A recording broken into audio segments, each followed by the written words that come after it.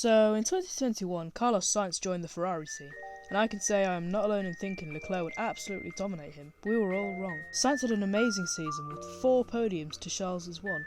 Another thing that happened this season was Mick Schumacher's debut. With many impressive performances in F2, he clearly deserved the seat, and not just that Russianised American team seat. His performances this year shown him to be a major talent, a talent deserving of a Ferrari seat. What is going on?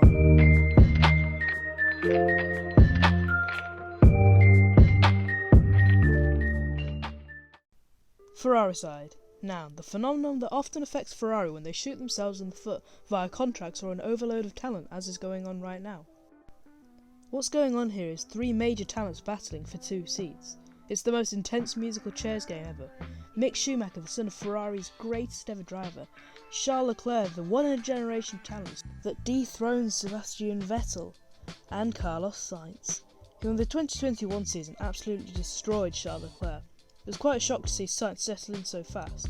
It took Leclerc half the season, excluding Baku and France, which are great drives with a dash of luck on the side, and Ricciardo wasn't any good until Italy. Carlos, on the other hand, got a podium in round 5, after amassing 20 points already. Leclerc had more points, but Sainz was still up there, and he got the first podium, even compared to Checo or Ricciardo, whose teammates were in the top 3 in the championship. Sainz was eventually overtook Leclerc in the standings and actually beat him by 5.5 points, which when you look how close the standings were between the Ferraris and Lando Norris, was a very good margin. Lando has been at his best this season and managed to stay ahead of a Red Bull and a Mercedes, so for Sainz to do even better was a very impressive season, and he should not be Leclerc's wingman for seasons to come. Leclerc has shown great pace all his career. In Sauber 2018 he showed raw pace with multiple high point scoring races, which was enough for Ferrari to replace Kimi Räikkönen with him. In that first season he achieved 10 podiums and 2 wins to Vettel's 9 podiums and 1 win. I think most of us were jumping on the Leclerc hype train. Then 2020 came and Leclerc shone through whilst he was driving basically a rebranded Fiat 500. Vettel only managed 1 podium after Charles bottled it in the most hectic race all season, and it was basically Leclerc's podium.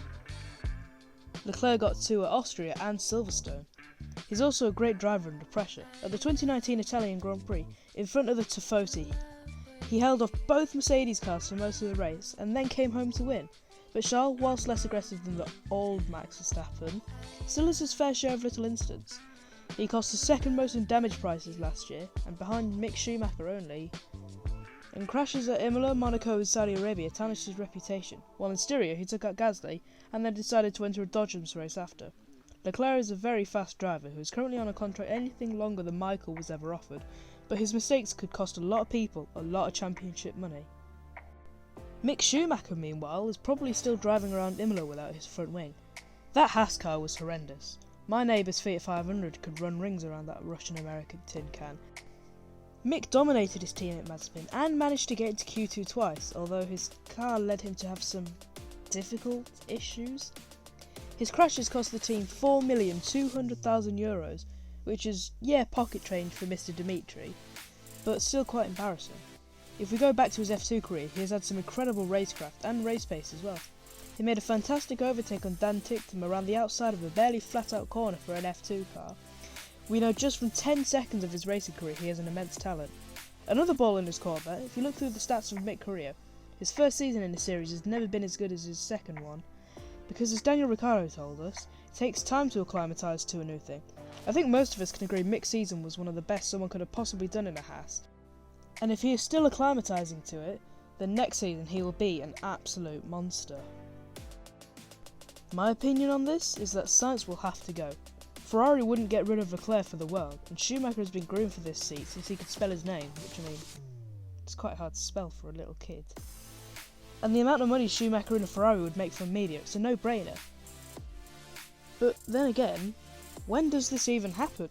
Do they wait for Leclerc to have his shot at the title for the next few years, where I believe Ferrari will be fighting for titles, and then let him go, or do they drop Sainz next week and put in Schumacher? And where is Schumacher where Leclerc and Sainz battle for the title if things go my way? He can't stay in that Haas for 3 more years if he wants to grow to a Ferrari-worthy skill level. So many questions could be asked about this, so let me know in the comments. Thanks for watching the video, you'll see me in the next one. Peace out.